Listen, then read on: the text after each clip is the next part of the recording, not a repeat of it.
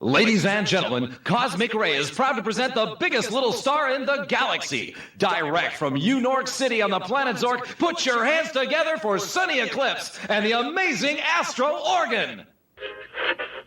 Hey, animator, what do you say we have some fun, huh?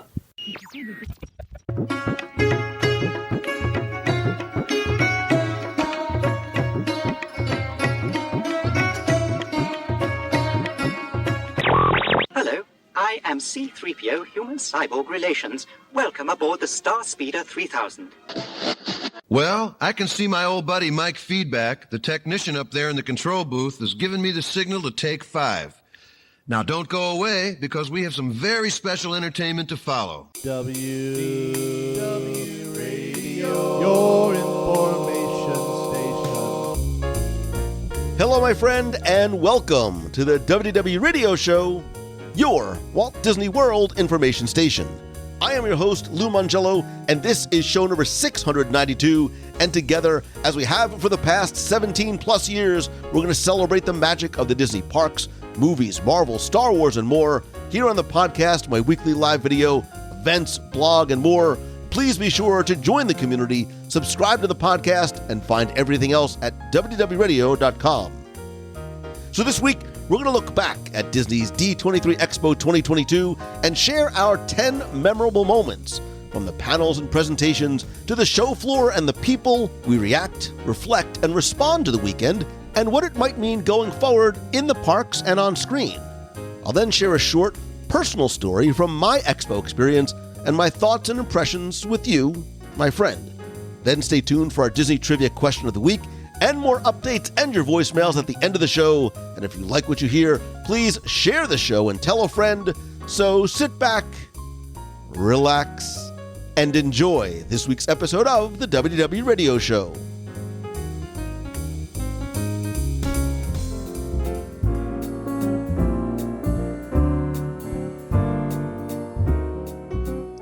Some things are worth waiting for, and I think that's true in many respects, including when it comes to Disney.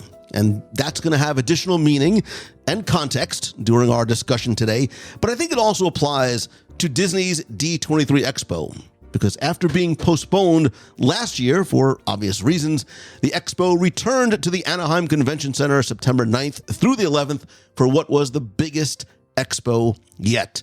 And when I say bigger, I mean it. More panels, more presentations, more people, more to see and do, and more to react, reflect, and respond to.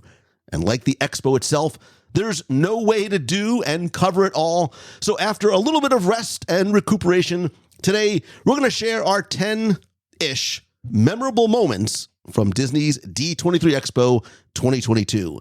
And while I may have my own sort of personal thoughts, everybody does who was there or followed online, because this is a very sort of subjective look at what we feel the most memorable moments are, which is why I brought along some friends and family to discuss. I want to first welcome back Becky Mankin from MEI and Mousefan Travel. It's so good to be back to talk about this wonderful experience we just had. I can't wait. Becky Mankin, by the way, perennially living in hotel rooms and cruise ship staterooms. Thank you for making time for being here today. Jeremiah Good from laughingplace.com. Lou, it is always a pleasure. I got to spend more time with you than probably anybody else at this expo, so I'm glad we can talk about it and, well, talk about what we can. I'm not going to say that spending time with you helped really make this my best expo yet. Well, I just did, because it's actually true.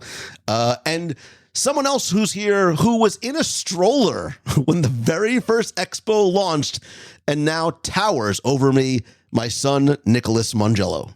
Nothing really happened at this expo. It was kind of lame, honestly. I disagree. I think expo was a lot, right? We all sort of talked about this really kind of from day one, and I continued to describe it as wonderfully overwhelming in the best possible way. So, Becky, Jeremiah, and Nicholas, give me a word or a single sentence to express your impressions and feelings about Expo. You always make me go first when I have to think about these I things, believe in because ladies first. So when you leave it to just one word, that's difficult. Overwhelming, overstimulating, I guess would be two, just because it had been 3 years. I kind of had forgotten just how intense that experience can be, from everything on the floor to all the announcements and to all of the people. It really was overwhelming in a good way. I think I would probably go with, and this is, as cliche as I can get, magical. I think I had so much fun this expo. I'm still recovering a week later. There's definitely a post-expo recovery time. Like, it's a real thing, not just the exhaustion from the expo and your feet needing just to get off your feet for a couple of days, but just the overwhelm, and literally like having to take some time to think about all these things. Nicholas, what about for you? The best way to describe it would be there was just a lot happening at the same time. Like, you'd be coming out of a panel and then have to run to another one and then have to run to go see someone. And it was just so much going on in a really good way, but it was just a lot. Yeah. And with that good, I think sometimes comes, again, I use the word wonderful intentionally, because there's also like frustration because you can't be everywhere all at once and you can't see everything all at the same time. But hopefully you've had some time to distill your thoughts down a little bit and take an overwhelming 3 days and narrow down your sort of personal, because it is, I said, it's a very subjective list, your personal list of memorable moments from Expo. And that can be, and I probably should have told you this before we started recording, but it could be anything that happened in a panel, on the show floor, to you personally, whatever it is, because I think Expo, while it is this wonderful group event, it's also a very personal event too. And sometimes some of the most wonderful things that happen not on a macro scale, but on a micro scale. And Becky, like it or not, I still do believe in ladies first. My dad raised me right. So please feel free to share your first magical moment. I'm sure there's going to be overlap. We will discuss as we hit them all. And then Jeremiah, Nicholas, and then I will go. So please, the floor and the microphone are yours. Well, thank you for that. I think, because as I'm looking at my list, I don't, it's hard to say this was the most important memorable moment, because there were so many.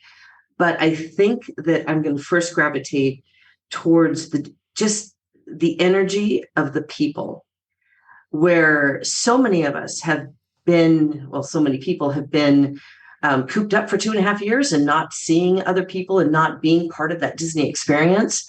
I talked to so many that just came to the booth and said, this is the first time I've traveled since March of 2020. And this was the important thing for me, to be here and be with the Disney fans and to see the cosplay, to see that creativity and just to be together. So I think one of the moments that hit me most was when they said the doors were open on that first day.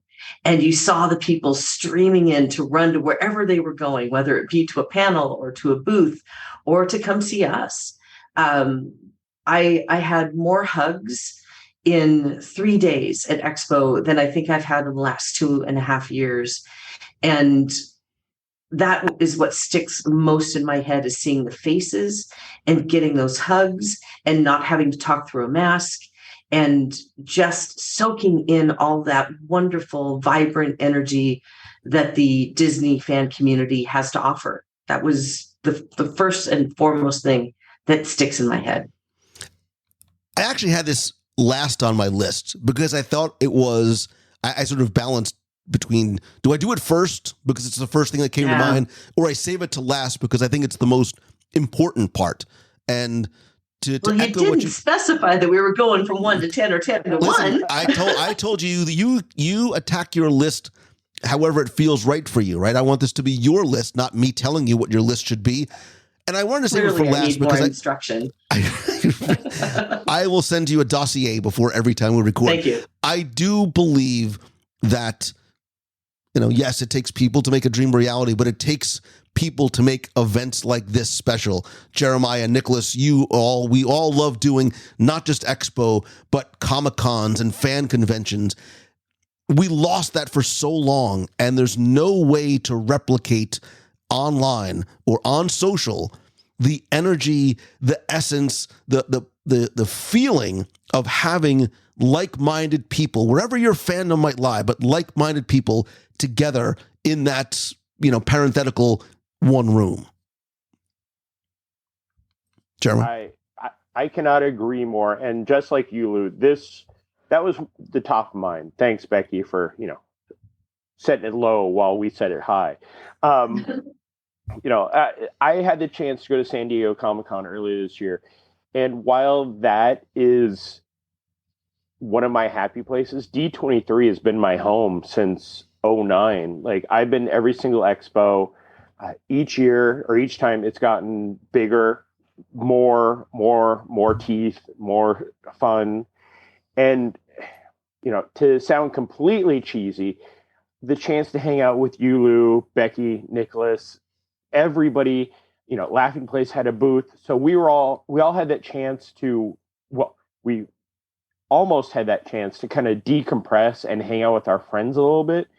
But those few moments, I will say one of my all-time favorite times is waiting for the DPEP, the Parks Experiences product panel, with all of us standing in line together, just like half awake, but enjoying the time together. Because, we've had times where we've all been the chance to hang out a little bit, but that was all of us, half awake, excited for what was coming, and sharing something that, we as a small group can share those memories forever.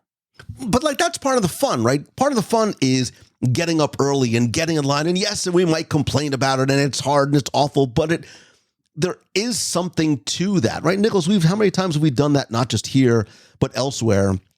And while it's awful getting up at 2:00 in the morning, sometimes 3:00 in the morning, we also sometimes can't sleep because of just how excited we are. I 100% agree. In all the rooms that you had to get up at 3, 4, 5 to get into, you could tell the energy in those rooms were higher than it's ever been before, because everyone has been stuck in their houses for the past few years and has been waiting to come back to different conventions like D23. So everyone was just so happy to be back and be in the magic again. Yeah, it's almost a wonderful nervousness, right? Because you don't know what's going to happen once you get in the room. We're waiting for all these surprises that, and I'm sure we'll get to, that many of us speculate on and set high expectations for. And I think that's some of the things that I loved watching other people as much as I loved just sort of being there, present for myself. So I agree with you 1,000%. Jeremiah, what is first on your list? First on my list, I would have to say, is walking into the arena and seeing Walt's playing. That for me was one of the things when they announced it almost a year ago that Amazon was bringing Walt's plane and they're going to rejuvenate it and bring it back to the way it looked. I kind of pictured, the last memory I have of it is it's sitting rotting on the back lot at Disney Hollywood Studios with the googly eyes because it was a planes themed time, and then walking in and seeing it just amazing.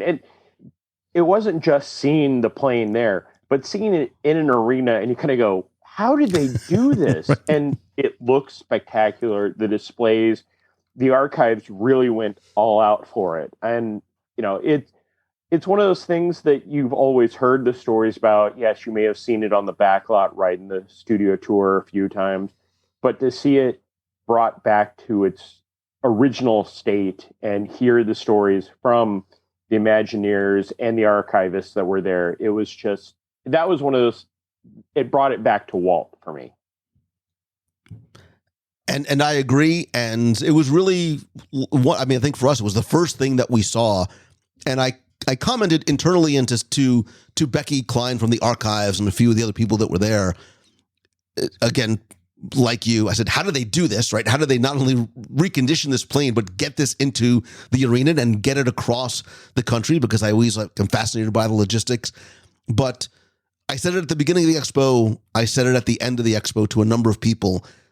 I said, thank you so much for remembering Walt in the way that you did and putting him and his legacy on display from the plane to the archives to a lot of the other little elements throughout the expo. The plane was obviously the most sort of largest and most visual part of that, but Walt's presence at Expo was very meaningful for me. And seeing the plane again, it looks gorgeous, and we all know who live in Florida what the sun can do when you leave a vehicle outside for years. The plane was one of the things that was high on my list as I was looking through the announcements as to what was going to be there and what the panels would be and everything. I kept gravitating to the plane, and I'm really when I walked in there, I was very overwhelmed because, like you said, they really made her look good. She's beautiful as compared to the last time I saw it sitting in the back lot, and I loved all of the other little pieces of history that they had around it. So it wasn't just walking and looking at a plane. You got to see pictures and you got to see memories. And like you said, talking to the Imagineers and others who were around it. So you could hear the stories behind it. And I really appreciated that they brought it all the way across the country, which made me think, how are they going to get it back? Well, they're not. They're just driving it down the road to Palm Springs. Yeah, exactly. One of my favorite parts of that display was Walt's actual seat. They had that on display. Mm-hmm. And when I was talking to some of the archivists, and I believe Jeffrey was one who was sharing the story, they took it to the shop at the studios, and they built or rebuilt the inside panel for that window and the seat. I mean, if you didn't get a chance to see the display, it will be in the Palm Springs Air Museum come later or early next year. But there are photos everywhere of the updates and everything, and all the different displays in there. So it's something to go check out. Yeah, I loved it. And if you have the opportunity to go and see it, I certainly recommend it. The plane, the way they were able to take that like old plane that was sitting on the back lot for years and years and years and years, and just rejuvenate it and bring the life back into it, like when Walt had it, was incredible to me. And how they were able to recapture exactly what the plane was. All right, Nicholas, what was number one on your list of memorable moments or impressive moments from Expo? The number one moment for me, like the first thing that came to my mind when I was writing my list like 5 minutes ago, was sitting in the Parks and Resorts presentation and seeing the Figment balloon from our booth pop up on the screen. Like me and Becky like looked at each other and we're like, oh my God, it's actually there. So to give just a little bit of context to this, every year since 2011, Becky and I, so first D23 Expo, WDW Radio had a booth, Mouse Fan Travel had a booth right next to it. We decided to tear down the wall. We made it one giant sort of collective community booth, and we've been together doing the booth at Expo ever since. That following year in 2011, I have a friend, Larson, who introduced me to a friend of his who is not just a incredibly talented musician, but a remarkably talented balloon artist.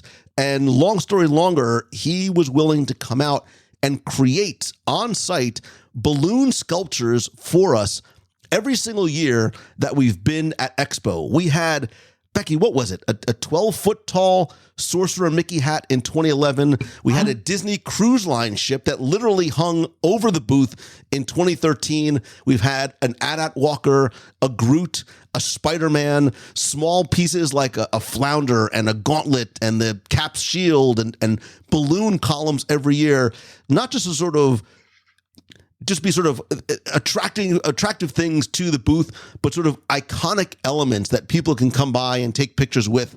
And in preparing for this year's event, we sort of tossed around a lot of ideas. And I said, you know what? I think we need to hedge our bets that we're going to get the Imagination announcement of an update, or at least just sort of embrace the 40th anniversary of Epcot and everybody's lovable little mascot Figment. And that worked so beautifully because we knew even if we didn't get an announcement, we knew that it is so beloved that people would love it anyway, right? And that was actually number 2 on my list. It's the big Figment in the room. I remember walking in because John is an amazing artist, and he had a couple of friends helping him put this together. It took him from 9 a.m. to 5 p.m. to create this 9-foot figment, which I think it was like a foot over what we're supposed to, but who cares? And I turned the corner to see the final product, and I started crying. It was so cute and so adorable and so perfect. I knew that the attendees of the expo were going to love it as much as we did. And sure enough, Nick and I are sitting next to each other in that panel. And Josh was making the announcement that that Figment was going to come back to the park. And we looked at each other, and sure enough, there were 4 pictures of Figment, and 3 of them included our balloon. And I started getting texts from people, and we couldn't believe it. It was such a great nod to what we had created in the booth and what John had created in the booth to show up on the Parks panel presentation. That was amazing. Yeah, huge congratulations and thanks to John Reed. He is from Epic Balloons. I'll link to it. He's Epic Balloons on Instagram, and I'll link to his work on in the show notes. Follow him too, because he posts all the stuff that he does, and you get to see a lot of his creations. So he's amazing. And he's just like the nicest guy on the planet too. So love and huge thanks to John Reed. And we might as well say this here, and forgive me if I'm stealing some, as long as we're talking about Figment, I think especially for us who were there, the expo is 3 very, very long days, but this year there was something about it that made them go very, very fast. And there is this bittersweet moment when 7 o'clock comes on Sunday and everyone is asked to leave and the lights go down. They turn the air conditioner off and it's time to break down the booth. Huge thanks again to Corey Bassett. He is the keeper of the box. He is my man in the chair in the booth. All he wanted to do was one thing. He said, please, just let me see if I could climb inside Figment at the end of Expo. And he did. And he ran up and down the aisles for what might be the funniest moment I've ever had at Expo. I posted it on social. I'll share it again in the show notes. But watching watching giant balloon Figment run up and down the aisles was hysterical. It even started to attract like other people from other booths, and they were like, "Why is Figment running up and down the aisle?" It was the funniest part of the expo, in my opinion. That was definitely one following. Like I looked at that on Instagram and just started laughing. At first, I thought it was you because that balloon doesn't seem like 9 feet tall for me. One of the other great things about that balloon is there are always the stories of the 64, 65 World's Fair where people said, oh, meet me at the Tower of the Four Winds for It's a Small World. I literally told people, meet me at the Figment balloon. So that was like the main meeting point, because everybody that walked the floor knew about the Figment balloon. And it was beautiful to see. Yeah, he does amazing work. That was so cool. And yeah, thank you, Corey, for giving me the laugh of the century, because when we figured out it only took removing one balloon to allow a human being to jump inside of that and walk. I laughed so hard I was crying. And I got a video that finally went viral. Thanks, Corey. I appreciate that. It was just hilarious, and all the people around had their cameras out, and it was a good way to end 3 days of being on our feet. So for me, when I was crafting my list, I didn't go in with any sort of intent, well, I want to do parks first or I want to do movies first. I'd sort of just do a brain dump and let them just fall onto a list. And I'm going to go with the first thing that I ended up dropping on my list. And I am not normally one, maybe sometimes I am, for superlatives, but I think the most fun surprise of the weekend can be summarized in 3 words. Rogers, the musical. When Kevin Feige got on stage, and we all know of our love and appreciation of Kevin, when he got on stage, the first thing he said, look, couple things. One thing I love about Kevin Feige, not just beyond the work that he does, if you notice, when Kevin Feige steps on stage, whether it is at a Comic-Con, whether it's Expo, he does not use a teleprompter. And not that there's anything wrong with using a teleprompter, but he does not use a teleprompter, which I think really is a testament to him and his authenticity and his fandom. And he casually talks about, you don't even feel that there's a buildup coming, but he's casually talking about how he's been coming to Expo for years, and he watches all the performances for the studios and Disney Plus and that the Disney family brings on stage. And he talked about how, like, I've always been a little bit jealous too. Like, why can't we get our own musical number? Well, the lights dim, they come back up, and we are treated to this incredible performance of I Could Do This All Day from that sort of show within a show, Rogers the Musical, in last year's Disney Plus series Hawkeye. And I don't mean one or two performers with a backtrack. There were 22 performers, a 6-piece live rhythm section, a composer, and the conductor, Mark Shaman, was there, who wrote the song for Hawkeye. It was incredible to see it the first time on screen in Hawkeye. It was even better to see it on stage. It was a love letter and a gift to fans. Maybe a little bit of a fun jab at Spider-Man Turn Off the Dark from Broadway in 2011. But for me, it was one of the most joyful moments I had inside any of the panels. Yeah, joyful is a great word for that. And I have a suggestion because it went over so well. Maybe they should move that production into the Hyperion Theater in DCA. I think that would be fantastic. But you're right. That was so unexpected. It was a moment that was a crowd pleaser from the first note. And again, joyous laughter through the entire thing. It was a great idea. Kudos to whoever had that and pulled it off. It was such a great surprise. Like, the way it just came out of nowhere, I would have never bet in a million years that they were going to do a live performance musical number at the Marvel panel. It was such a great surprise, and all the performers and everyone did such a great job on stage. Like, make a full Broadway show out of that. It was fantastic.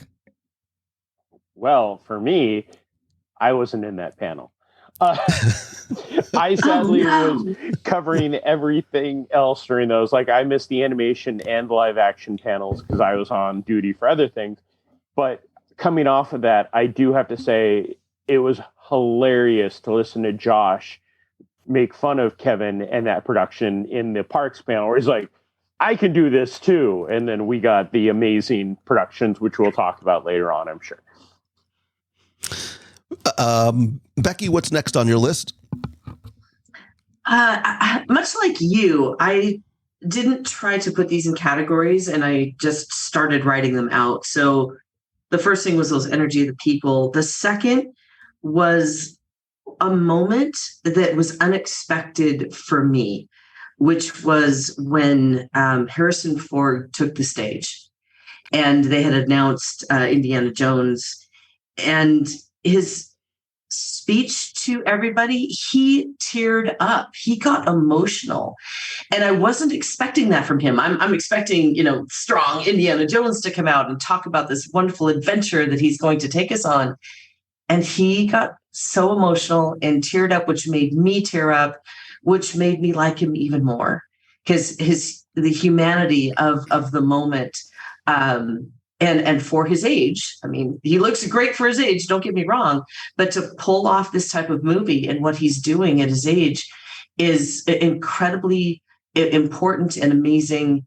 And his emotional outpouring about it shows just how much he loves it. And he loves the production and the people he works with and the fans as well. And that really did have that emotional, memorable moment for me. This was very high on my list for a number of reasons, and it has nothing to do with Indiana Jones. It has to do, like you said, Becky, with Harrison Ford, right? We've known Harrison Ford has been part of our lives, the zeitgeist for, Harrison Ford's 80, right? And he's brought this character to life for more than 40 years. And what I loved about it is exactly what you said. I loved seeing the emotional side to a performer who, let's be honest, often acknowledges that a lot of the roles that we see him in and love him in, including but not limited to Han Solo, are, to use his words, just a job, right? He talks about how he's in the storytelling business and it is a job for him. And that apparent lack of passion can sometimes come across in a way that's off-putting to fans who not only love the character, but who love the actor who portrays it. We want to believe like he lives, eats, breathes, and sleeps Indiana Jones and Han Solo, and maybe he doesn't. And I think that can come across a lot of different ways to people. And again, whether it's, disappointing or even rude, but when he talked and that emotion that came out was clearly authentic, or he is the remarkable actor that we know him to be, but I believe that it was authentic. He thanked us, right, for making the films an incredible experience for everybody. He held back tears. He had to pause as the crowd cheered him on, and he talked about how proud he was of the production. He acknowledged, his co-stars, Phoebe Waller-Bridge, and he talked about the humanity of the stories, not just in sort of the human story to tell, but to use his words, a movie that's going to kick your butt as it is. He also was very honest, saying, this is it, right? I'm not going to fall down for you ever again. So the fact that he brought the human side of Harrison Ford really made that part of the present. I mean, that was one of my favorite parts of the entire weekend, was seeing the human side of Harrison Ford. Nick, Jeremiah, anything? So for me, this was, again, one of those moments I wasn't in the room for. But hearing about that, like, I'm out on the floor, I'm in a different panel, and I'm looking at social media and hearing about how he teared up. That it's amazing that, we've done how many expos now? This is the 7th one. And every time there's at least one major surprise. And Harrison Ford walking out, I think it's going to be very hard to top the person who, as you said, has been a part of our lives since we were very little kids. That was, amazing for everybody who's in that room. For me, my favorite part that has to tie with that, and this was actually going to be my next thing, so we'll just kind of carry over, was the floor in the Lucasfilms booth. They actually had Indy's costume and 2 of the other characters, and it was from Indy 5, but nobody. I stood there for probably 20 minutes. Just don't tell my boss that I stood in one place for 20 minutes. And I just saw people walk by thinking it was just Indy's costume, not reading the plaque that says Indy 5 or the concept art that was for Indy 5.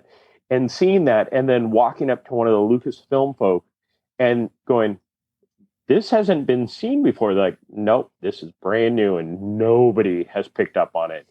It was just, again, D23 knows how to spoil us. They know how to treat the people that are dedicated, that walk in. They could have just had, like, the Star Wars costumes. They had some of the upcoming stuff, but they also had Darth Vader. They had the Willow stuff. It was, for a booth that I think a lot of people overlooked, other than getting the free stuff that they'd hand out every now and then, there were surprises in every corner of that booth. And that's really, the floor was, this was probably the busiest floor as far as things to see and do since the first expo. Like, I know that I miss things. I'm seeing stuff on social media that I still like, wait, where was that? Yeah, we didn't even get over to, Becky and I were talking, we didn't even get over to Hall A until really the second half of the last day. And I agree, Jeremiah, sometimes seeing props and pieces and costumes from these films and characters that we love so much in the Lucasfilm booth, on the sides of the Marvel booth, seeing not just from the big screen, but from Disney Plus. I freaked out when I saw Moon Knight. I also love seeing the costumes and not even having to do like a walkthrough exhibit. They're just there on display for you to take in at your leisure. The Lucasfilm booth, the way that it featured not just Star Wars, but the Indiana Jones 5 things and the Willow stuff, was really, really great in terms of being able to show all their different things. And I think that you're right, Jeremiah, that the booth was kind of overlooked by a lot of people, but the amount of details and little hidden things inside that booth was incredible. So I 100% agree. Nick, what is next on your list? So the next thing on my list would probably be just the announcements made at the Marvel panel, like overall, after Rogers the Musical came out and they showed the trailers for numerous different titles, Ant-Man and the Wasp, Werewolf by Night, that was like my highlight of that panel, and the Wakanda Forever trailer. Like those three were the three trailers that really stood out to me in terms of getting me excited for those films coming out. Was there one of the Marvel announcements, question to all of you, was there, and I'm sure you have these on your list, but for you, Nicholas, was there one Marvel announcement that excited you the most? The one that excited me the most by far was Werewolf by Night, because it's one of the most unique things that I think Marvel has and will ever do in terms of the characters it's going to introduce and how it was made, like the film being in black and white with all those details like that you'd see in a 1930s, 1940s horror film. I think that's just so unique and so incredible. And like the different, like you really, really obscure characters that we're going to see in that, like the Man-Thing and the Werewolf by Night. I think that made me the most excited of all the announcements at that. Yeah, man, let's talk about it. Werewolf by Night was very high on my list. I love the retro nod and sort of that Vincent Price vibe that this black and white trailer has to it. And if you're not familiar with Werewolf by Night, it is based on the Marvel comic run or runs of the same name. We've heard rumors about this coming to Disney Plus for some time. One thing I did not realize is that one of my favorite modern composers, Michael Giacchino, I love you in Lost, and many other things, is helming the project. And it portrays Jack Russell, who is the original werewolf in the comics, who has actually interacted with a lot of other iconic characters, including Iron Man. It's where Moon Knight made his first appearance, so it's all connected. But I love not just the fact that this is this one-off special, it's not a series, it's just a one-off special show that's going to debut October 7th that is not just retro, not just black and white, bringing in characters like a Man-Thing, but it is going to be this interesting balance and blended dichotomy of being fun and scary all at the same time. And even the introduction, like that special presentation introduction, reminded me of those late 70s, early 80s, even sort of late 60s intros that we got on Channel 9 and Channel 11, like back in New Jersey, growing up as a kid, around Halloween time. So I'm with you, Nicholas. Super excited for Werewolf by Night. Yeah, Werewolf by Night is anytime they venture out of the mainstream characters. I mean, yes, Iron Man wasn't a mainstream character until the movie came out, really. He was always a third level. But Werewolf by Night, especially Man-Thing. Man-Thing's always been one of those characters that is, yes, the Swamp Thing and Man-Thing, you probably can't tell them too much apart unless you're actual fans. But it's not the norm. It's venturing into that dark side, which hopefully opens up the doors for more. I mean, it took the Guardians of the Galaxy to open up the kind of the cosmic realm for everything. So hopefully this will venture more into that. I mean, I'm guessing we may get a surprise appearance by Blade in this, because that would be a great introduction. And then we'll start to see more of that. So that will be something that I'm looking forward to definitely coming to Marvel or Disney Plus. I had zero idea. I had zero idea what was popping up on the screen. I'm like, wait a minute, this black and white thing? Werewolves. Okay, because, all right, I'm not as into the comic books as you guys clearly were and are. So a lot of this stuff sometimes is like, wow, that's kind of cool. How did they come up with that? Oh, it's been in a comic book for, 30 some odd years. I'm excited about that. I love a little dark and twisty, so that looks like it's going to have some fun attached to it. But for me personally, what I was really excited about was the announcement of the Thunderbolts and who each of them were going to be and how it was going to come together. And it's really kind of exciting to see the fringe of the MCU kind of come together in a strange way. And I know that this has some root in comic books as well, but I have no idea about it. So this was all a surprise to me and a very welcome one at that. Yeah, it was the Marvel panel was interesting, and I'm sure we'll touch on this because we did get some announcements that we hoped for. We didn't get some announcements that we hoped for, but what we did get revealed were the identity of who the Thunderbolts under Thunderbolt Ross being unveiled, right? And in case you missed it, Julie Louis-Dreyfus is Valentina Allegra de Fontaine. David Harbour, who I love from Stranger Things, is the Red Guardian. Hannah John Kamen is coming back as Ghost. Sebastian Stan, did not see that coming, is back as Bucky Barnes, Winter Soldier. Wyatt Russell, the man you love to hate, was amazing as John Walker, who will now be U.S. agent. And Taskmaster, Olga Korea. Olga is coming back as Taskmaster, and Yelena Belova, Florence Pugh, coming back as Florence Pugh is back as Yelena Belova. We saw concept art. That concept art might change. There might be some additional entrance to the Thunderbolts coming. Might just be some additions coming to Thunderbolts. But I agree, Becky. I love. And we'll touch on these individually as we go through, but it's an exciting time for Marvel as the page is being turned and characters that we have been introduced to are starting to bring us into the next phases, plural, of where the MCU on the big and small screen is going to take us. One more thing from the Marvel panel that I think on the Werewolf by Night, or like almost above Werewolf by Night. You better not take anything off my list, boy. Watch me right now. Don't do it. Dude, don't. No, don't say it. I know where you're going. Don't you take my thunder. I have an entire entry for this because it was number 2 on my list. Okay. All right, fine. Let's just get to it right now. Becky, you have to know. You have no idea. I have no idea what you're going to say because I was going to actually say poor Nicholas and ask if somewhere along the line you'll actually ask us about what we didn't get. We'll get there. Okay. Because just making sure. And we'll talk about that because again, expectations we set sometimes are our personal expectations.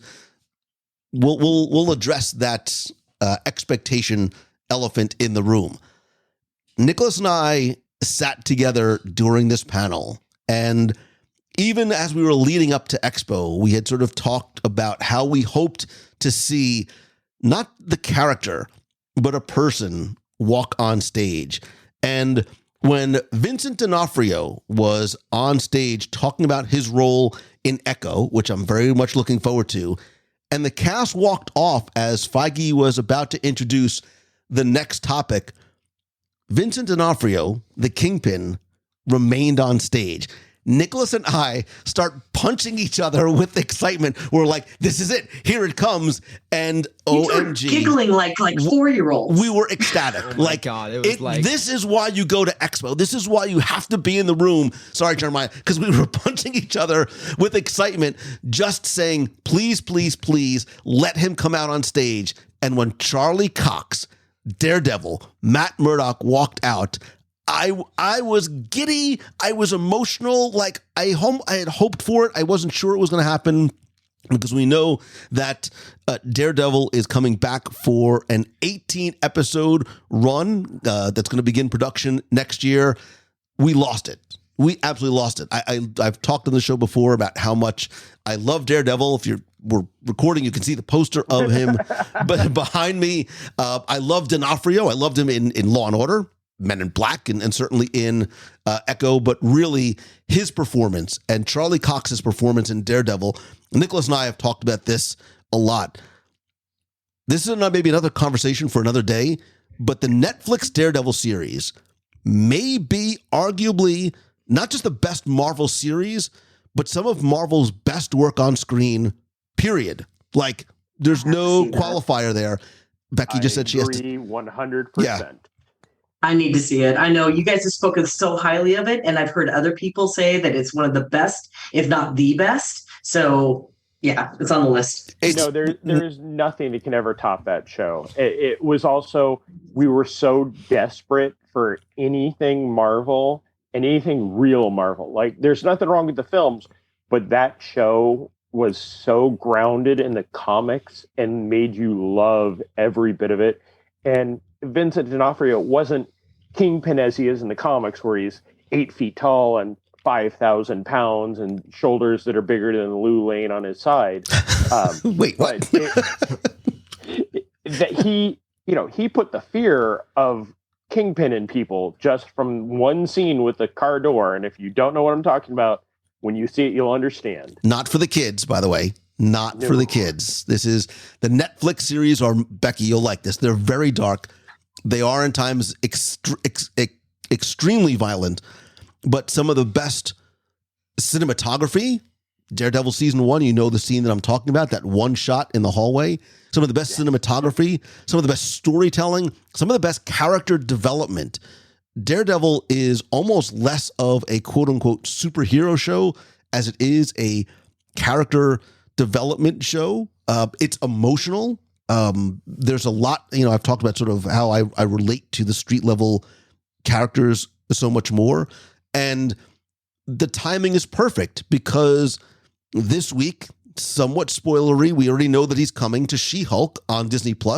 We got our first taste of Daredevil coming into the MCU with his new costume in a little bit of a clearly lighter tone. We find out why we're going to find out why he's in LA in the first place when you watch episode 5 of She-Hulk. But Nicholas, you see, this is number 3 on my list was Charlie Cox coming out on stage. I agree with you 1,000%. Like, everything that went through my mind when Vincent D'Onofrio didn't walk off stage and he was like, whose show are we going to talk about? And then you just hear Charlie Cox's voice be like, I think it's mine. And goes, She-Hulk. We're going to talk about She-Hulk, ladies and gentlemen. No, Well, you guys, I didn't see you breathe. Everybody else was walking up the stage. He was staying. You two were punching each other and jumping it up and down in your seat, and you did not breathe. And that was so fun just to watch your faces as it was being announced. So that was really cool. Listen, say what you want. It's a good time to be a Disney and a Marvel fan. There's just a lot of good stuff that's coming. I think it's my turn. Maybe? Yes. Sort of? Sure. Go right ahead. Why not? Who cares? Are we doing turns still? Or? I knew, with the overlap, it doesn't matter. Listen, that's why I say 10-ish, because hopefully nobody's actually trying to keep score and making sure we hit 10. Number 2 on my list was, and I'm probably, really, as much as I love the Marvel and the movie stuff, I'm really like a parks guy first, and Walt Disney World is my home. Number 2 on my list is from the Parks and Resorts discussion, but it is not from Walt Disney World. Because I know it's probably not a huge thing, and we're probably not going to get an attraction, and it doesn't matter, but I also was giddy with excitement when I heard that Pacific Wharf in Disney California Adventure is going to be reimagined into San Francisco from Big Hero 6. I love it. And it just when you look at it, we went to DCA a couple of days during and after Expo, and I was looking at that area, and you can see how Pacific Wharf, which evokes that San Francisco waterfront, can be reimagined into San Francisco, where, modern technology meets old world tradition. And we know that this is very early in development, but you can almost imagine seeing Aunt Cass's Lucky Cat Cafe, or, maybe in the background, the San Francisco Institute of Technology, Craytech Industries, Frederickson Manor, the home of Fred, Good Luck Alley, and the Trading Post, and that Golden Gate Bridge with the Tory Gates on top is going to be amazing. There's a lot of potential for there, even just from an aesthetic and design and theming and maybe food. Maybe they're going to have a little noodle burger place in there as well. But I love the idea of theming this to one of my favorite, and I know he's a Marvel character, but one of my favorite animated Disney movies ever. Yeah. You just want to hug Baymax. Yeah. I can't wait to hug Baymax again. But I was sitting next to you, and your face at that point, I think this was one of the few times where we weren't cheating and looking at the teleprompter for what was coming.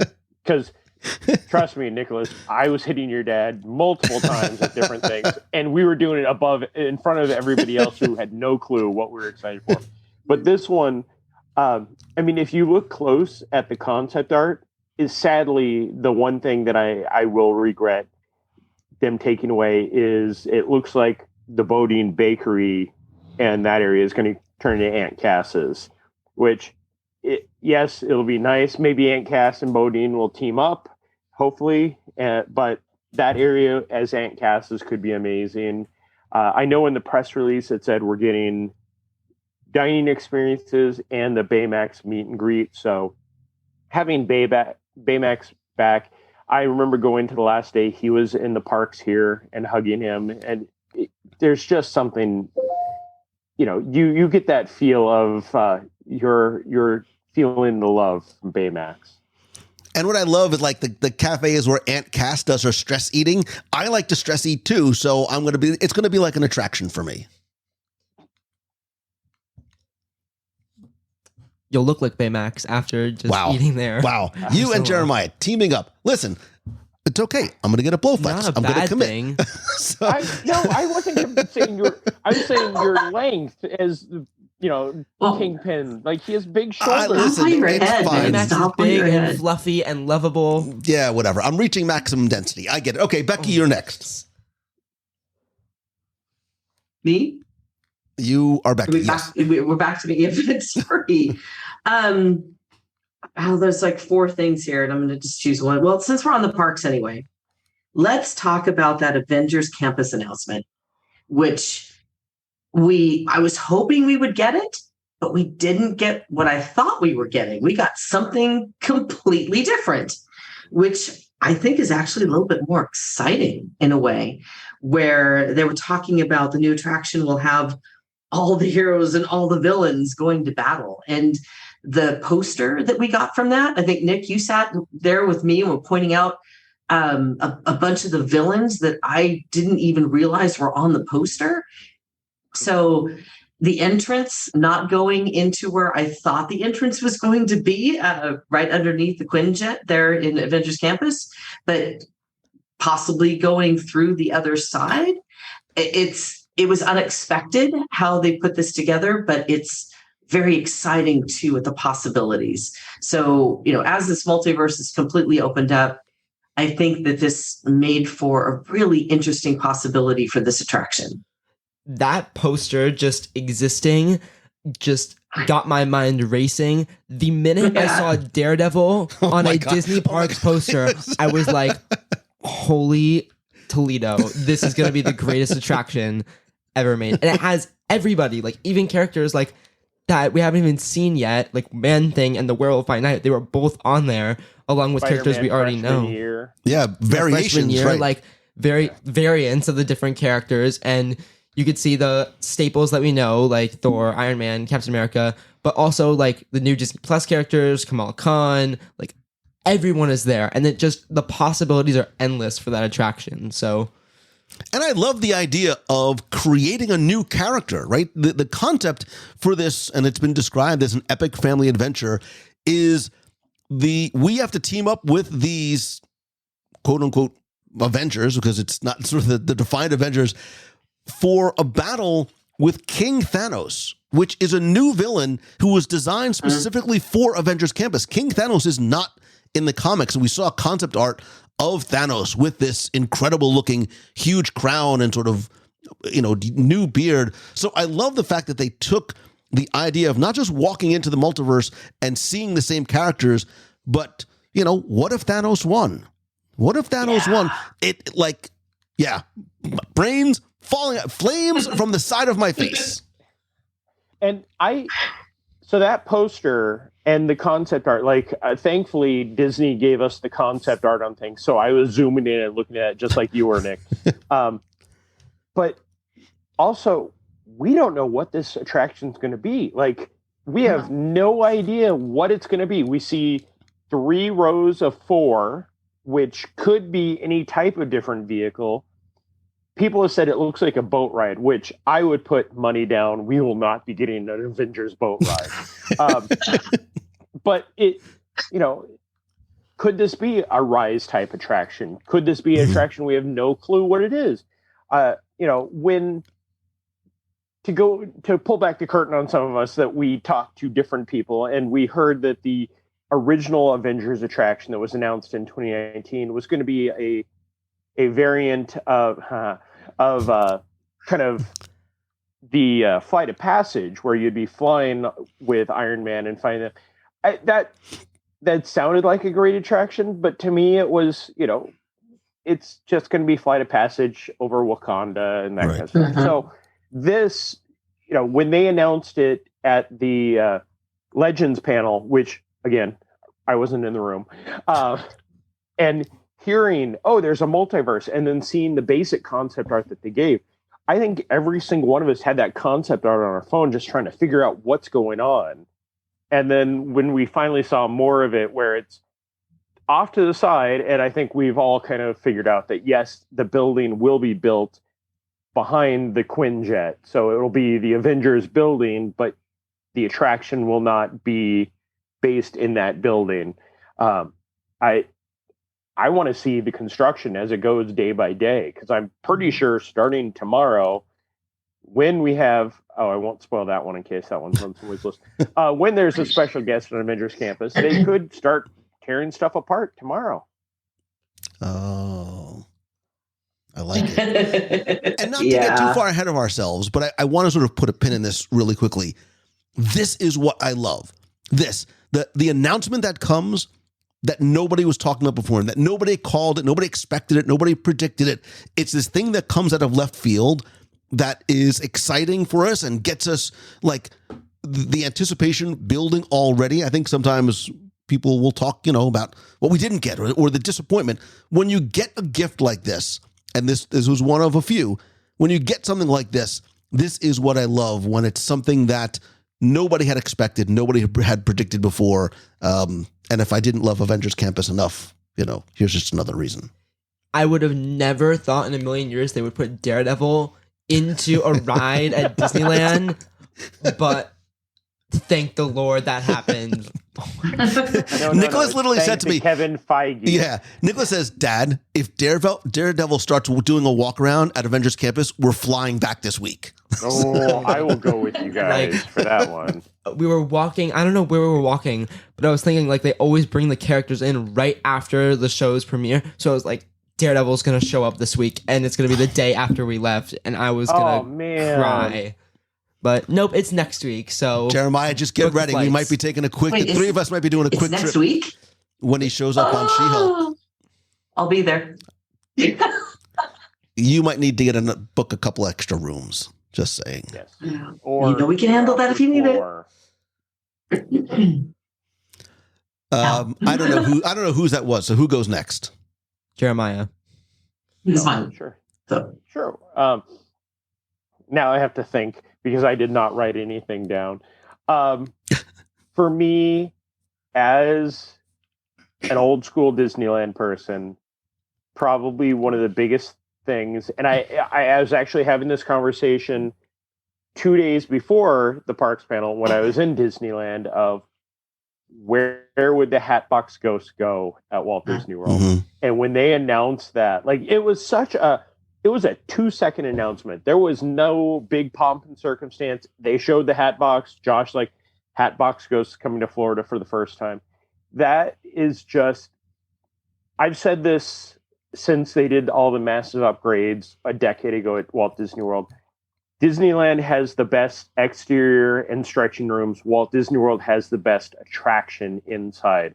And putting the Hatbox Ghost, that just brings it to that next level. So I think that, also the fact that they are going to have to shut down the attraction for at least a month at some point, if not more, means that they're going to do some more cleanup, and we could be seeing another, massive update that we didn't even know we were expecting in Haunted Mansion. So, Jeremiah, I'm happy you mentioned this, because I had this on my list, and it was really sort of a two-headed hydra, because it was, again, it sort of flows from what we were just talking about. The idea of something that we never saw coming. Nobody was talking about, I wonder if they're ever going to bring the Hatbox Ghost to Walt Disney World. We'd hoped for it, but we never really expected it. And I love the fact that this Disneyland original that disappeared and then came back again back in 2015 is coming to Walt Disney World, is very exciting. I think timing is everything, because it's alongside the debut of the Hatbox Ghost sometime in 2023, the Haunted Mansion is going to get a new film adaptation with Rosario Dawson and Owen Wilson and Winona Ryder and Danny DeVito. We saw Jamie Lee Curtis coming out on stage in a doom buggy to play Madame Leota. And Jared Leto is also going to be there playing the Hatbox Ghost. So it makes perfect sense. I love the timing. Again, I love the lack of expectation that we had for it. And it is this wonderful, there's no other way to, I think it's a gift, right? They don't have to put the Hatbox Ghost in, but it is a gift to Walt Disney World fans who might not be able to get out to Disneyland or have never even seen the Hatbox Ghost before. Nicholas, you're next. Oh my goodness, I didn't realize. While you're trying to decide what's next, I'll tie this into something because I had this announcement paired up with something else, right? You playing the Hatbox Ghost? I'm sorry? Are you playing the Hatbox Ghost? I am not playing the Hatbox Ghost. But in terms of things we never saw coming, right, to Walt Disney World, we never saw the Hatbox Ghost coming. We also, we've been talking about imagination, and by virtue of the balloon that we decided to have at the booth, we had hopes for an update to the Imagination Pavilion. I'll get to that later on. But we're getting a Figment meet and greet by the end of 2023 in the Imagination Pavilion in Walt Disney World, which to me signals that an update is going to be coming to the pavilion. Figment's obviously not going anywhere. And I think, in fact, he's going to be even more prominent in the park. So he's sort of become this unofficial icon or a sort of mascot of Epcot. Disney said in a blog post that he's coming to life in a whole new way, which makes me believe that he's not going to be the 8-foot tall, photo op Figment walk around that we saw before. Makes me very curious to see how this is going to be executed and where, and I think hoping to usher in an announcement of what is coming to the pavilion, but I will get to that later. I think they're just going to take the balloon that we made and then they're just going to have someone walk around in that, and that'll be the character meet and greet. Corey has been hired to just run around Epcot in the balloon. So Lou, to come off of that, one of the things, you guys, the balloon, I think, was definitely one of the triggers. Josh went in the back, said, we have to do it. That's what it was. But one of the things, to go back to where Figment was lost in obscurity, and this is something that you and I and Nicholas all loved, the Disney Kingdom's Figment comic. That's kind of where Figment came back to it. And, we both have good friends that were in charge of that. You can go to your local comic shop. Just go to your local comic shop anyway. You can buy the hardcover. It's worth it. And it'll bring back the love of Figment and Dreamfinder. So, there's a plug for comics everywhere. Preach. Those Figment comics, opened up an entire door of possibilities. They could do something, with things that you see in the comic in the parks, just with the Dreamfinder and Figment and all that. I love those comics so much because it brought Figment back kind of from a mid-attraction. So, yeah. All right, Nicholas, I think you were next up on your list. We covered.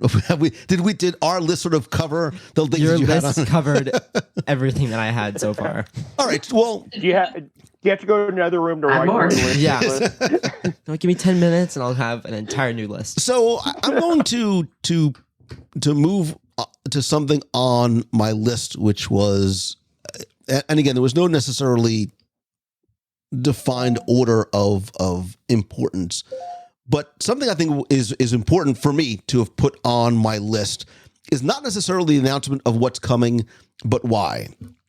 And I'm going to preface this by saying that this is on my list because I applaud and appreciate when Disney, and you can call Disney, you can call it Josh D'Amaro, you can call it Bob Chapek. I think it's a combination of both. When Disney is able to acknowledge when something maybe isn't working and is received as well as maybe they would have hoped, and they make a change. They don't just say, it is what it is, like it, you get what you get, and you don't get upset. Happily Ever After is returning, and Harmonious is leaving less than 2 years after opening.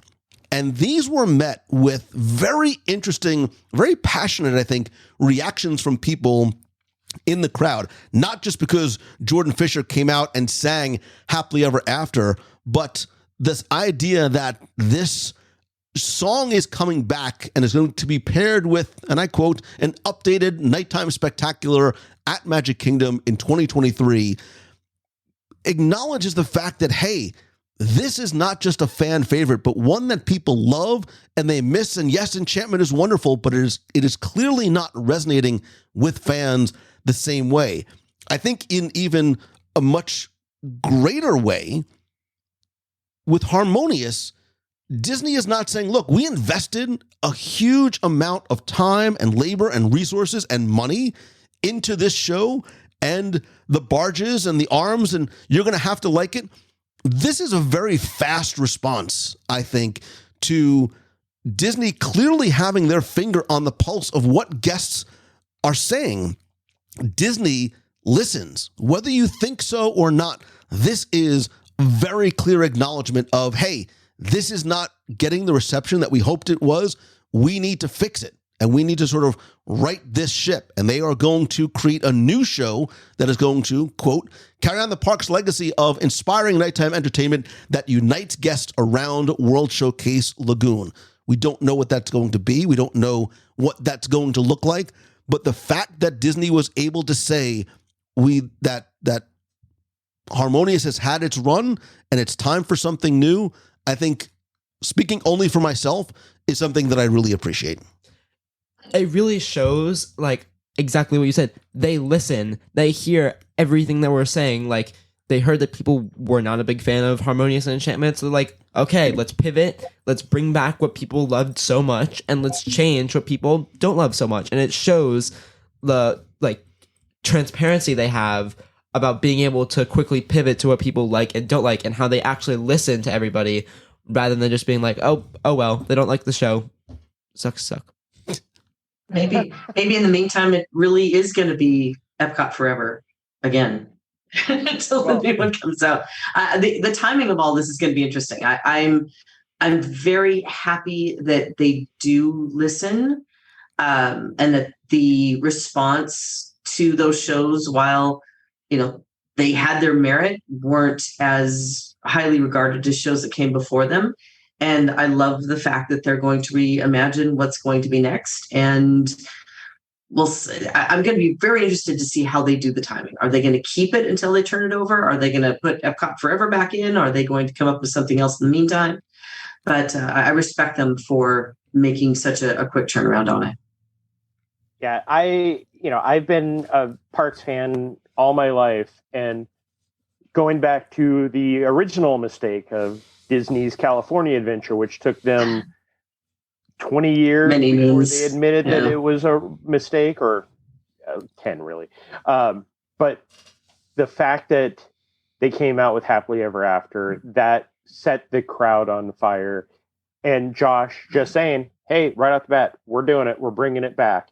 The Harmonious one is what really surprised me. Enchantment was never received well, even when they put in the new beginning, which I love. It is a beautiful opening. It ties it to Walt and Roy and the opening of the park. See that before it glows away forever. But Harmonious was one that is not a small investment of what they did. We don't know if the fins are going to stay. We don't know what's going to happen. My personal prediction is that it's going to be called Illuminations 100 to tie in with the 100th anniversary. Wow. But I know I'm just calling that now.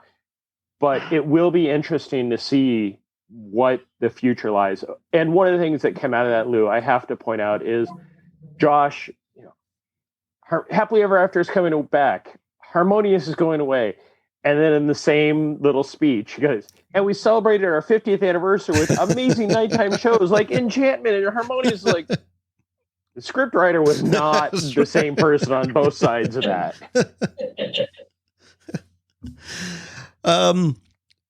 Becky, so yeah, do you have anything else on your list? Of course I do. I have several things, and I know we're going to get to that point where we're going to do the honorable mentions, but I'm going to talk about something that I didn't actually get to see, that I missed, but I heard so much about it. And from the people who got out of it, I am so sorry I missed it. And I wish I had gone. Besides the SEA panel, by the way, let's set that to the side. I would have loved. That's my next. Loved. Okay, so I'll leave that alone. Yeah. But I don't think you may have seen this, Jeremiah, but the Muppet Christmas Carol panel. Did you guys get a chance? No. I wish I was there. After I heard what happened in that panel was amazing, including Paul Williams was there, and so was Henson. And they were discussing how it came about, of course, the history of the Muppet Christmas Carol, and that nobody thought it was going to amount to anything. And of course, out of every single Christmas movie out there, it's my favorite. Yeah. The cast, Kermit, Piggy, Gonzo, Fonzie Bear, all came out in their costumes, in their Christmas costumes, and sang a medley of the music that's in the Muppet Christmas Carol. And they also had someone come out and sang When Love Is Gone, which is the wonderful, spirited love song-ish. Jodie Benson? Yes, it was Jodie Benson. Thank you. That came out. And I'm trying to remember all the stuff that happened in this that people told me. And of course, from the theatrical release, it didn't make the theatrical release, but it did make the home movie piece. So I never even knew that it wasn't there because I got to see it only once it came out on home movies and on DVD. So she came out and sang this missing song. They decided to put that on the cutting room floor because in the initial tests, some people felt that the kids weren't enjoying it. It wasn't making them happy because it brought the whole story down.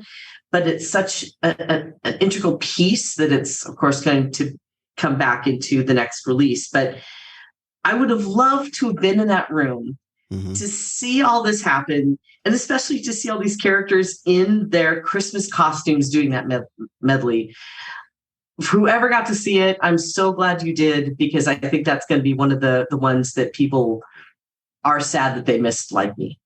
Like the lamp, not the rat. Like the lamp, not the rat. Yes. Tiny Tim, who did not die. I can't wait for Christmas just for that one line. And then since I only have one other that I'm going to throw out here just to do it for the fun of it, and it'll be quick and fast. But who saw Disney Treasure coming?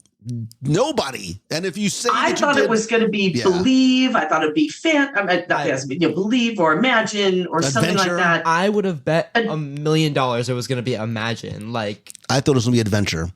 I thought it was or Believe. Well, because and when they started talking about adventure at the very beginning, right? The theme of adventure, like here it comes, it's the adventure. Yep.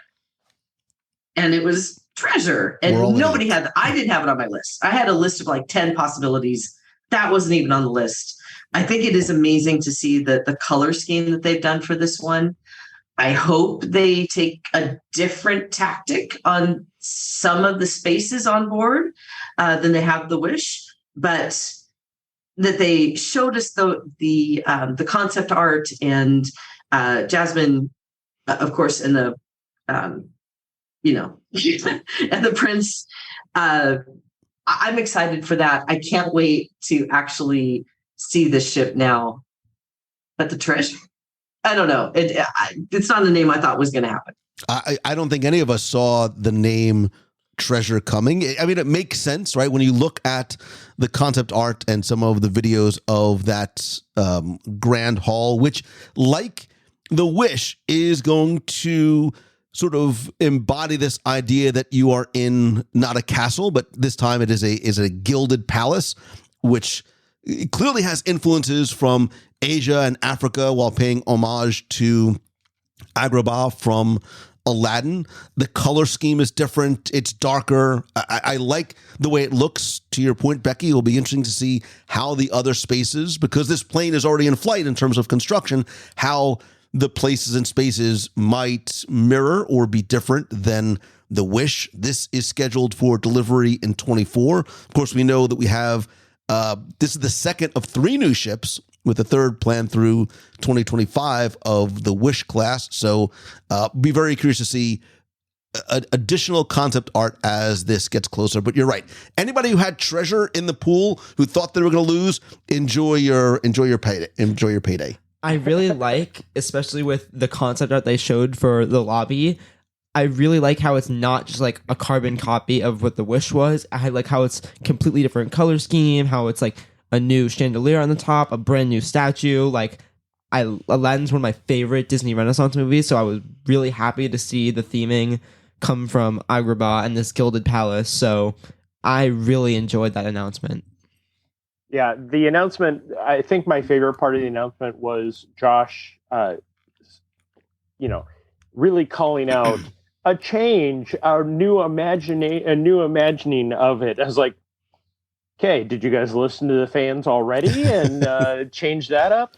But coming out of that also, I'm not the cruise person like you, Becky, or Lou. The Australia, New Zealand cruises for me was one of those like, wow, they're really doing it. I mean, it's always been kind of a off in the distance, possibly could happen now that we're getting more ships, but moving it down there for however long it'll be, that's exciting. Yeah, Becky and I have already, we've been talking. So we'll have some yes, I want to be on that trip. Right. Yes. We'll have some announcements coming forthwith about cruises. Jeremiah, anything else you still have on your list?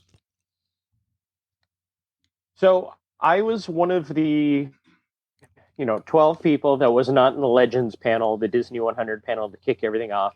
And I specifically asked to go to the SEA panel because the SEA, the Society of Explorers and Adventurers, as you've done a great podcast where you hit upon so many beats, they went and they talked about the origins of the SEA in the parks. They talked about the origins of the SEA.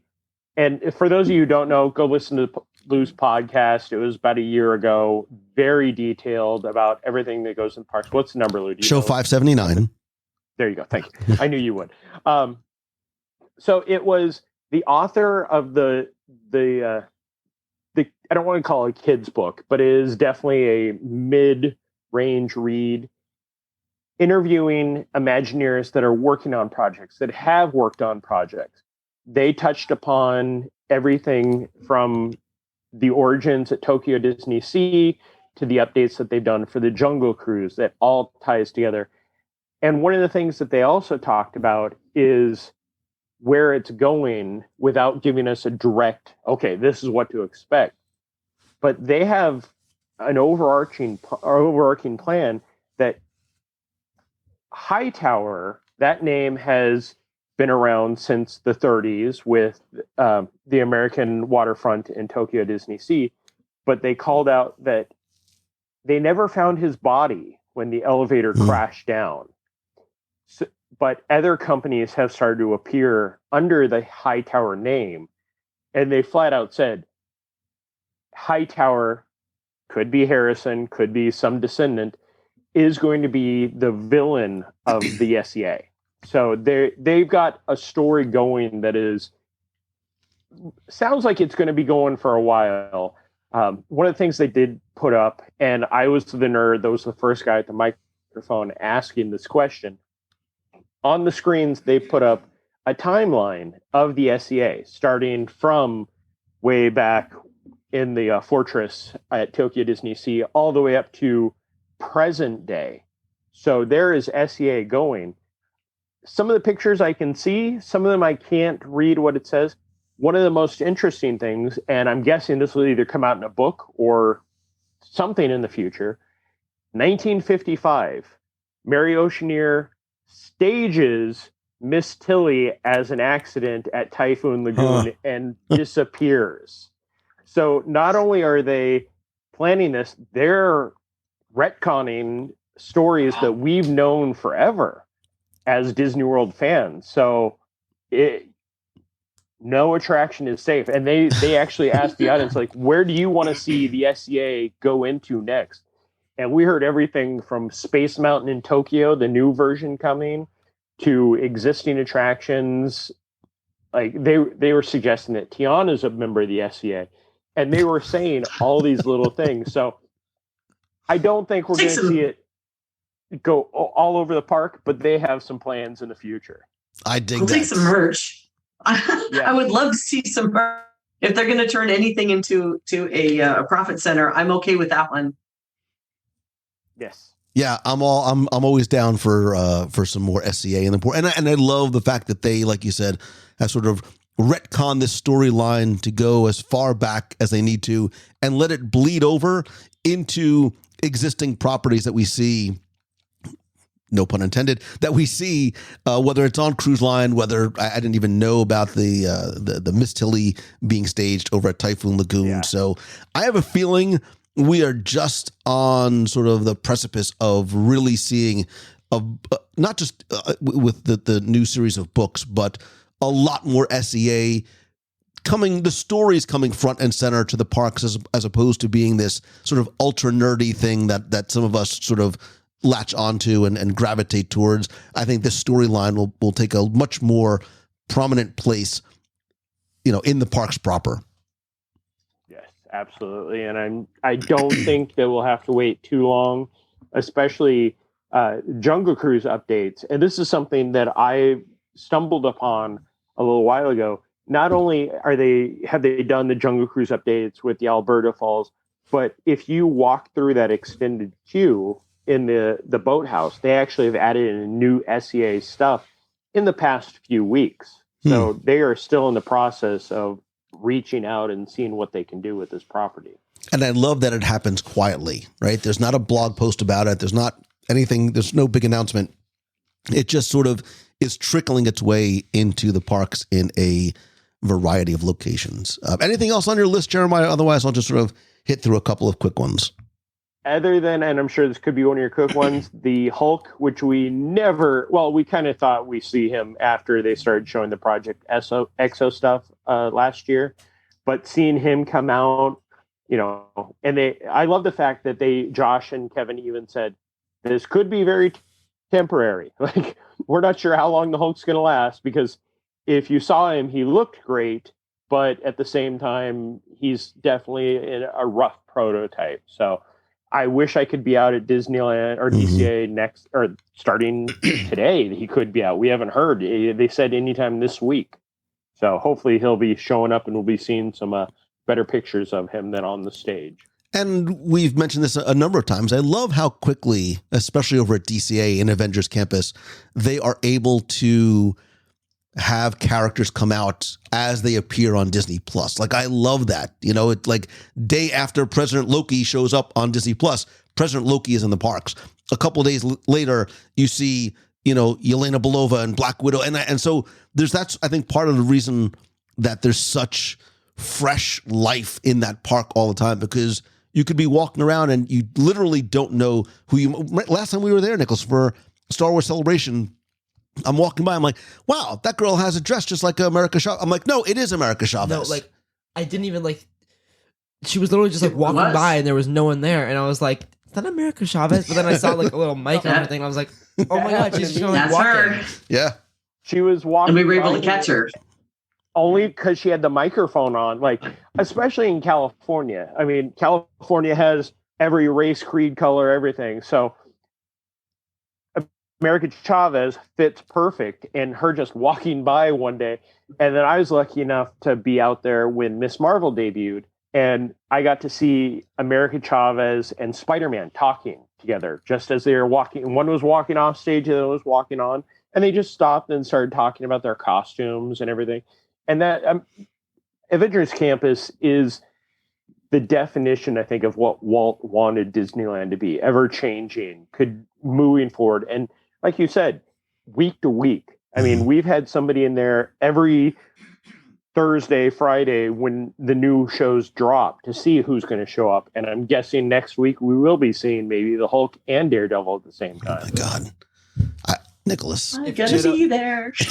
I'm so excited. Comes out next week. So. And Becky, I'll send you pictures of Daredevil so you know what he looks like when you see him. I think I could figure that one out. I just have a couple on my list that I want to very quickly touch on that sort of flow from the current Marvel discussion. One, Black Panther, Wakanda Forever, comes out on November 11th. This marks the final film in Phase 4, and Ryan Coogler was there. We saw an extended exclusive look at a scene and some of the highlights from the follow-up to Black Panther from 2018. This movie has more meaning, not just because of it being the end of Phase 4, but obviously because of Chadwick Boseman. It looks beautiful. Angela Bassett just looks, and what little we saw delivers an incredible performance. I love Powerful. Winston Duke. I'm looking forward to seeing Namor, sort of a slight variation from what we see in the comics, coming on to screen, and what that is going to open up. And the other panel that we went to, and again, Becky, with the booth, we have to sort of juggle, being live, being in the booth, trying to see things and cover things, and there's a lot going on, but we did make it over to the Spider-Man 60th anniversary panel. I forgot to include that. There's no question. If you would have missed that, you would have lost it. So that was a must. From a pure fan perspective, right? And obviously I'm a Spidey guy. I love the fact that CB Cebulski and Spider-Man editor Nick Lowe, it was just a couple of fans sitting up on stage talking about a character that we love. They walked us through his presence in the comics and the variations in the comics. And at the end, right, the gift that we got was the presentation, but the icing, the cherry on the true gift was we got not one, but two special variants for Amazing Fantasy 1000 that is exclusive to D23 Expo, which are gorgeous. One variant, and they're drawn by Humberto Ramos and colored by Edgar Delgado. The one variant has Mickey Mouse handing Spider-Man a cake for his 60th birthday, and I love the brilliance of a second cover showing Spidey giving a cake to all these Disney characters to commemorate the Disney company's 100th anniversary next year. It's awesome. It was so funny watching us all walking out as if we were holding like Fabergé eggs. We're like, don't get your oily hands on it. Like trying to keep them from getting creased. But that was like from a material takeaway, that's super special. And another one of the funniest parts of that panel was the people sitting outside the panel trying to buy the comics off people. Like, how much you want for it? How much you want for it? Like, literally waving cash. Yeah. Like, literally waving wads cash. of cash trying to buy these comics. Because it was in a small room. And I love that about Expo is they allow relatively smaller rooms. So there is a sense of fan intimacy there as opposed to everything being in these cavernous arenas. I think that room was a 700 seat, so that wasn't much. And as you were saying, how we were walking out holding the Fabergé egg, the only time that I had any problem with cast members was how they were handing the comics to us. Because they just had the stacks and they were just grabbing them and handing them. And we were all just like hurting. Like, no, please, sir, don't, oh. But it was hilarious watching us all walk through and hearing that Lou had bubble mailers that we all went and stole from him and stuck our comics in the bubble mailers. That's all Corey. That was all Corey. So. Sorry. God bless Corey Bassett. We talked about Thank Corey you. having a line. We need to talk about Corey having a line of people just to see him at your booth. Like, that was one of those times when I walked up and you go, what's the line for? They're here to see Corey. Yeah. Okay. And the last thing that I want to mention, which I think is certainly important to discuss, was, we haven't really talked about Walt Disney World a lot, right? And I think there's a couple of reasons for that. But one thing that Josh talked about was the Blue Sky update, quote unquote, coming to Magic Kingdom. Coco, Encanto, and Villains coming to Magic Kingdom in a, quote, potential expansion opportunity. It's an early concept exploration. It's a brainstorming of what is possible when you dream big at the Disney parks. What I actually think makes the most sense to happen, and people saying, well, where are you going to put it? What are you going to take away? You don't have to take away anything. If you look at a Google map, behind Big Thunder Mountain, you can cross the waterway that sort of feeds the rivers of America and there basically is an island there. There basically is an entire sort of undeveloped island, which I think will eventually become Villain's Island. And this idea of somehow traversing out of the sort of story of Americana that Magic Kingdom has, and you go through some portal, some whatever, to some other underworld, underground, other dimension, Villain's Lair, Villain's Island, people will lose their absolute marbles. I'm raising my hand, myself included. Whether it happens or not, we don't know, but I think the word villains is the thing that people really got very, very excited about. Yes, because we've been waiting decades for this, ever since that proposed fifth gate, the Villains Park, and seeing that. And you and I were hitting each other at that point. Like, yes, the Encanto, yes, the Coco, which both could have doorways that lead into a villains area very easily. Those were both, oh, wow, those would be great. And then when they finished it with the villains, and we all just completely lost it, because that, again, who doesn't love a good villain? And we could bring stuff from Beastly Kingdom back. We could bring all those concepts. But again, I don't know if when Walt said we have the space, I know where the roadway is, and I know where that goes. We could be seeing, hey, we're going to have to redo the rivers like we did in California. We can connect over by Haunted Mansion, which again would be a great walkway. Yeah. We could be seeing if that goes, we could be seeing a huge construction of the park, probably the biggest expansion, well, definitely since New Fantasyland. Yeah.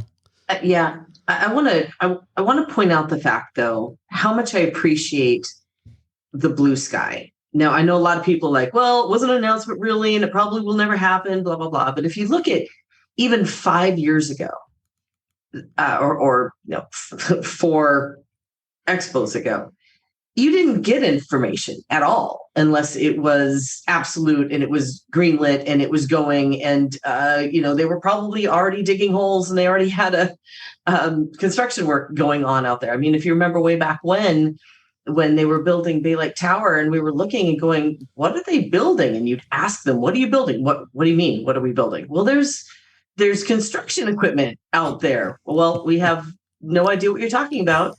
So to now see them at least talking about possibilities rather than pretending things aren't happening, I find that refreshing. While others are out there saying, well, we know it'll never happen. They're just trying to fill space, and they're just trying because they've got nothing better, is what I'm reading out on the wonderful internet. But personally, I appreciate hearing the blue sky, but I also know in the back of my mind, yeah, it may not happen exactly how they throw it out on the table, which is why it's called blue sky. So as a fan, I love the fact that they are sharing the thoughts. And we think that it might happen, and great if it does, but also if it doesn't, that's okay, because there'll be something even more wonderful behind it. Right. And to the point, I know some people said, well, we didn't get a lot for Walt Disney World except for some blue sky and a few things here and there. I think there's a method to the madness. And to use a Nicholasism, follow me around the room on this. I really believe, as I thought they were doing 2-3 years ago, that they are saving announcements for Destination D, right? I thought they were doing this 3 years ago before the world shut down. It was canceled for Walt Disney World. I think they are saving some Walt Disney World announcements for Walt Disney World fans who will be at Walt Disney World and in the room, because that is where Destination D takes place. I think that's where we're going to learn about imagination. I think that's where we're going to learn more about the boardwalk and the Poly and the Grand Floridian and the DVC Tower coming to Polynesian Village. Maybe updates on Mary Poppins and the Play Pavilion, Epcot, the Roundup Rodeo restaurant in Toy Story Land, new restaurants to Disney Springs, the real expansion that's coming to Animal Kingdom, whether it's Zootopia or Moana, whatever it is, maybe even Tomorrowland, right, to tie in with the opening of Tron. I like, Becky, I'm with you. I like the idea of getting these blue sky ideas. But look, also, you can't be upset or surprised if some of what is mentioned here, just as it has been in the past, doesn't necessarily come to fruition. The Main Street Theater, Cherry Tree Lane, the original updated Future World plans, the second Future World plans, the first Avengers e-ticket, and all these things that have not been built or aren't done yet. And look, I get it, right? I get that people and we sometimes have the feeling that sometimes things take too long, right? There's a little bit of Veruca Salt in all of us, right? Like, I want it and I want it now. But, good things take time, and I think great things take even longer. And that's our expectation level from Disney, right? We don't want good, we want great. And I think that's what they've been delivering. Guardians of the Galaxy, Flight of Passage, Rise of the Resistance. I'm looking at you. And look, not every time a hitter gets up to bat, they hit a home run. There's a few singles, a couple of dings, a couple of walks, maybe even a few strikeouts. But if we look at what we have got and what we've gotten to do, and even as Disney and the rest of the world continue to try and right their ships and get back to quote unquote normal, because I don't think we're fully there yet, it's interesting when you go to something like Expo and you see and hear either on the show floor or on the socials, and my feeling about this idea of having keyboard courage and protected by the veil of anonymity by things like Twitter. Do you think Disney doesn't want to open new things? Like, do you think they don't want to do things to attract new visitors and make fans happy? And, oh, by the way, maybe make some more money by opening new attractions faster? Like, it makes no logical sense to think that they do it on purpose. Like, yeah, you know what? Let's take 5 years to open up Tron just to mess with people. Like, they want to open things faster. And I know some people say, well, other places down the street do it, and I get it. And look, sometimes those attractions aren't open all day, every day. And look, I admit I am an unapologetic optimist, not just about Disney, but in general. I think the biggest win of Expo was Expo, right? Going back to the very beginning, Becky, like being there with people again, sharing what we love about Disney and Marvel and Star Wars and Disney Plus. I am a very much choose the good kind of guy, and I am still celebrating what an amazing time I had at Expo with old friends and new and family, like in the rooms and on the show floor. I'm not just sort of saying it for the sake of saying it. Like, this was, for me, it was my best Expo. Not maybe because it's just so fresh or because I missed it so much, but because of what we got, because of what is coming, because of the unknown that is coming and the time that we got to spend together. I really, really loved it. Becky, Jeremiah, and Nicholas, any sort of final thought or personal moment for you that is a takeaway for you or something that you want to share? The actual best part. Oh, sorry, Becky, you can go first. No, go ahead. Well, wait, now I want to know what Nicholas is going to say, so we'll just tease that until you go ahead. Okay, good. Well, for me, I kind of wish I saw more Baby Yoda, but I did get a little. I got a Mandalorian walkabout, which is hopefully going to show up eventually when I get to go back to Disneyland for that. You're not going to get any more Baby Yoda until you stop calling him Baby Yoda, and he has a name. I'm going to call him. I'm totally going to call him Baby Yoda for as long as I feel like calling him Baby Yoda, because that's what he is to me, and he's just. And I have to buy more. As a matter of fact, I have one right in front of me right now. Loki season 2, which is something we actually didn't. I do have a problem. Well, at least you know what to get me for Christmas. Yeah, there's that $100,000 one. I think that'd be great if you want to. Anyway, the Loki season 2 is something we didn't mention either. I was really thrilled to see that coming. I have two more things. First of all, the thing I didn't get that I wanted so badly was Deadpool 2. I really, really wanted Deadpool 3. You mean Deadpool 3, but that's okay. 3, sorry. Super fan. I really wanted quiet. It's all a thing to me. Deadpool. I wanted a new Deadpool, and I didn't get it. So that really bummed me out. By the way, Jeremiah and Nicholas, I'm looking at you because we know of... Never mind. Go ahead. What? Watch the things you're supposed to be watching. Okay, anyway, so I'll be texting both of you on that. Just go watch She-Hulk. Good Lord. I haven't been able to because I've been on the road. Anyway. The TV right behind you. Like, scream it. Watch that and Daredevil at just the same time. I'm not kidding. I'm literally going to... We're off the rails anyway, completely. my last thing is again how much I appreciated just seeing everybody. And thank you to all of our clients and the people who listen to WDW Radio, who came to the booth, who gave us hugs, who just said hello and met you. And it meant the world to me. It really did. Just seeing people face to face and sharing all this wonderful fandom that we have, this love that we share for this crazy thing that we all can't get away from. Just being there, being with all of you and experiencing this together, whether it was moments in the booth or moments and panels or on the floor, it includes all of you guys. I mean, Nick, you and I had some really fun times together sitting in that Parks panel. Oh my God, that Parks panel. That was so great. That just the whole experience with you and with those of you who came to the booth and with those of you who were in the box, it just meant the world to me. And I thank you very much for a wonderful 3 days. Oh, and by the way, my other real big thing that was amazing to me and will always stick with me forever, kind of, is when the In-N-Out burgers showed up at the booth for teardown and loadout. That's got to be that's going to be a must do for every teardown going forward. Someone's got to deliver us In-N-Out burgers because that was amazing. Jeremiah. In-N-Out. For me, two really personal moments. The first one was, Lou, you and I were lucky enough to go in to do the media preview of the floor and everything.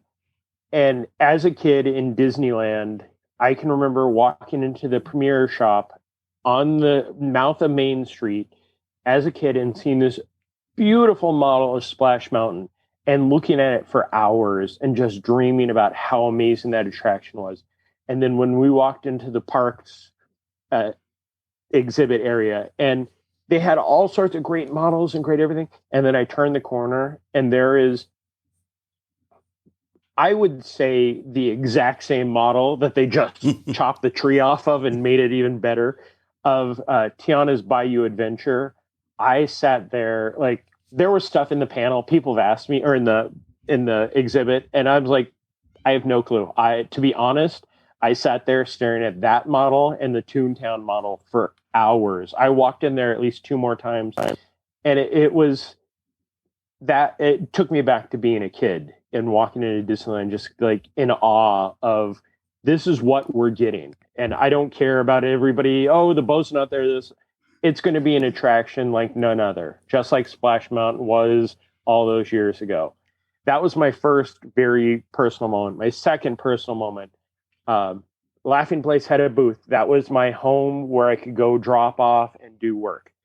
Walking into your booth, seeing you, your wife, Becky, Nicholas, everybody, it was like going to my family home. Like, I knew there was a hug there. I knew if I needed something, I could go to you guys. And it's not Laughing Place is where I work.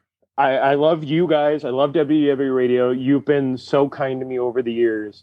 I can remember in 2019 coming out of the parks and then sitting in your booth and feeling privileged to be able to be interviewed by you. But now walking in and just going, wow, I can get a hug from anybody. I know if I need something. Nicholas ran and got some tea for us. A lot of pineapple lemonades over that weekend. And a squishy carpet, by the way. That helps too. Oh, it was. But by far the most personal feeling of that entire booth is me walking out and saying hi to Kevin Feige as he passed me running into your booth to give you a hug, Lou. But no, you guys... Like, I am proud to call you part of my family. Well, thank you, brother. We love you that too. That means a lot. Yeah, man, because, you're not just all of you, and you listening at this table with us, you're not just, I don't like the fan word, but you are more than a friend. You are family. And it's weekends like this that we get to do these things together and share this time together that really, it really is a testament to that fact. So thank you for saying that, man. All right, so this was actually at number 1 on my list. It was a really emotional moment for me, but my favorite part of Expo was when they gave everyone at the parks panel Portos, and I was walking out, and it was so good. Oh Wow, my god! You are your father's son, man. By the way, someone stole my Portos. Mom did. Yeah, I know. I wasn't going to call her out, but it was her. I'm sorry you Well, didn't we get to eat weren't yours. very It was so hungry at that point, Lou. Like we'd had good lunch. Was that it? Was that really your Yes, favorite? that was your really favorite? it. The whole weekend? Yeah, there were incredible moments in the booth, on the show floor, in the panels with those who were able to share some of the experience as we were broadcasting it live. I would love to know from you, my friend, our family who's listening, your thoughts on the announcements. What are you most looking forward to? What got you excited?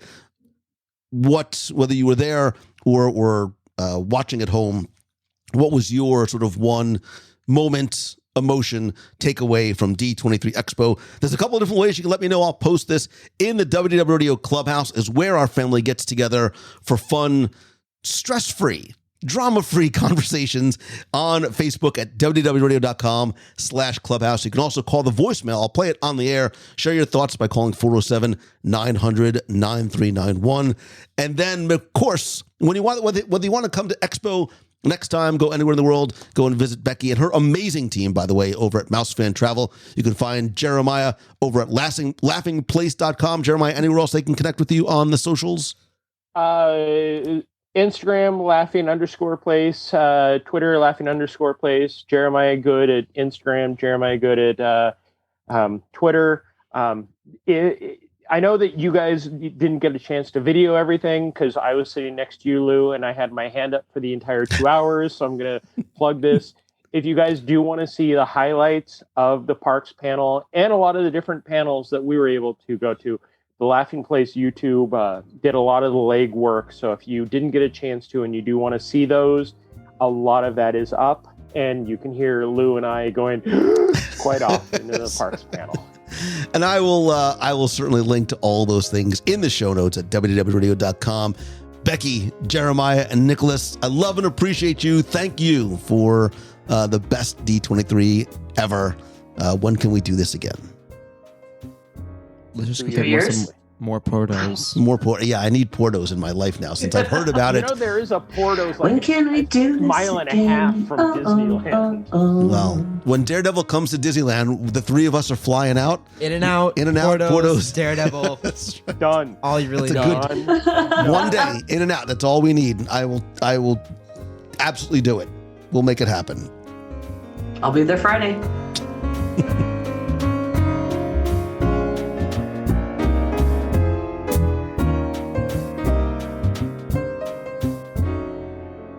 I wanted to take just a minute, or in my case, multiple minutes, to share my thoughts on an individual experience I had during Expo.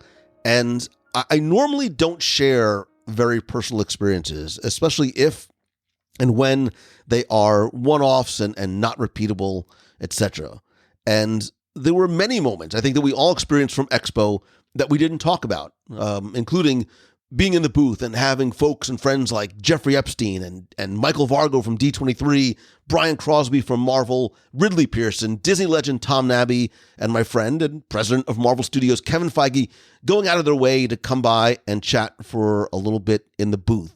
But something else happened during Expo that I really need to share. And I ask only that you listen with the understanding of what I am trying to convey. This is not about me, or what I did, or where I was, or who I was with, but it's about the person about whom I'm going to speak. And also, please understand at the outset that I am not allowed to discuss any details at all about our conversation, and I will, of course, honor that trust and confidence. What I am permitted to talk about, though, is about our conversation, and I think you'll understand why I want to share it with you. During Expo, I was given an incredible opportunity to meet in a very, very small setting with Disney CEO Bob Chapek. And at that meeting, I was part of an intimate conversation that was and will always remain off the record, so I can't discuss anything that we talked about. But after leaving, I really wanted to and feel like I need to share with you what I can, because it was an opportunity to ask and talk about literally anything, and full advantage was taken of that time. We had a very, very honest conversation about a very wide spectrum of topics. But what I really wanted to share with you was not what was said, but my personal impressions. We started in a private setting and then moved through a very slow walking tour of Mickey and Minnie's Runaway Railway in Toontown, where I obviously focused less on the attraction and more on the man that I was with, because it's what I learned and took away from my time that I wanted to share.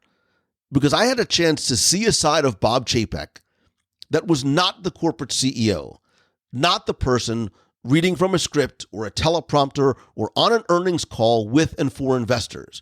And I wish that I could share more or anything about what we talked about, but I saw a man that's very, very different than what we see on stage. A passionate, heartfelt, funny, thoughtful, caring, sympathetic, and understanding human being that more than anything cares deeply, deeply about guests and fans.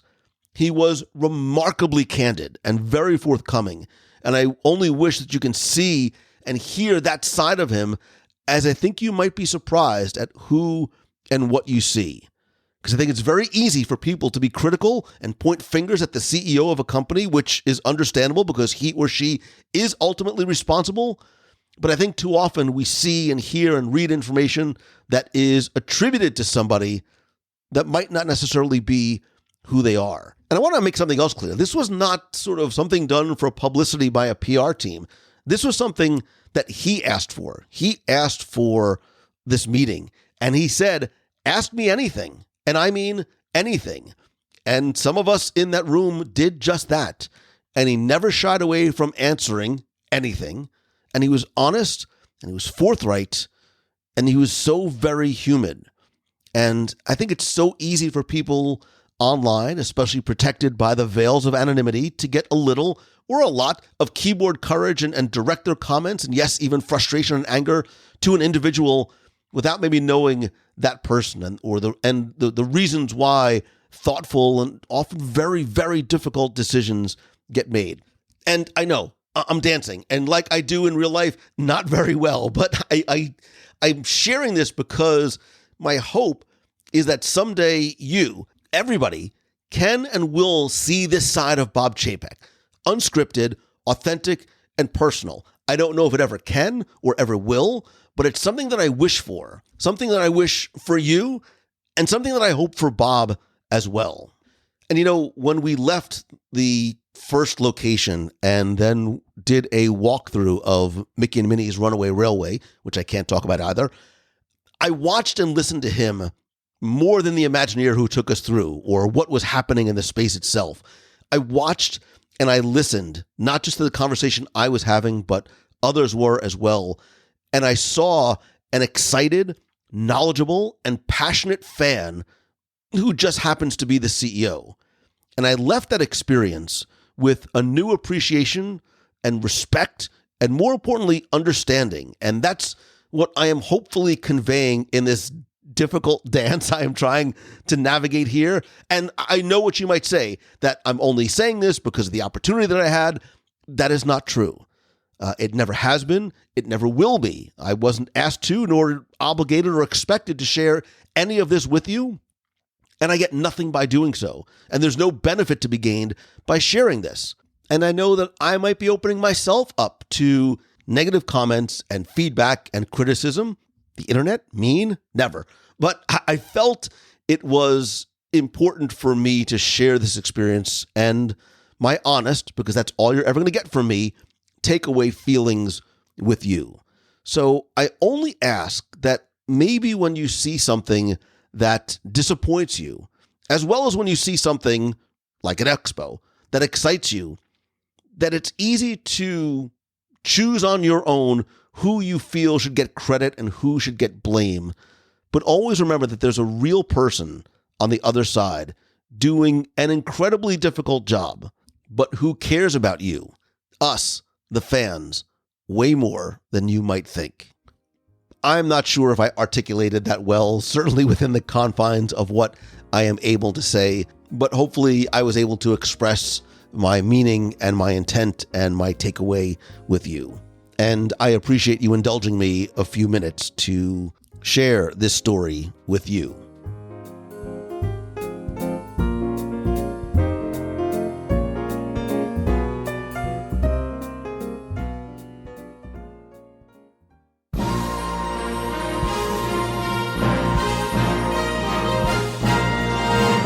It's time for our Walt Disney World Trivia Question of the Week, where I invite you to test your knowledge of Walt Disney World's history or see how well you pay attention to the details of what you see, hear, taste, or remember.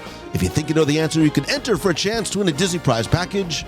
And this week's trivia contest is brought to you by you, because as part of the WDW Radio Nation, you literally help bring every episode of WDW Radio to life. The live broadcasts, the contests, and giveaways, they're all thanks to, by, for, because, and about you. And you can find out how you can help the show for as little as $1 per month, but get cool exclusive rewards every month like scavenger hunts, trivia quests, group video calls, access to our private Facebook group, the shirts, stickers, monthly care packages from Walt Disney World, early access and discounts to special events, and much more. I want to thank some new members of the WDW Radio Nation family, including Michael Rosenberg, Christine Garachi, JP, Elizabeth Meemkin, and Fran D. I sincerely appreciate your friendship and support. If you want to find out how you can be part of the nation, please visit www.radio.com/support. Now, before we get to this week's question, we're going to go back, review last week's, and select our winner.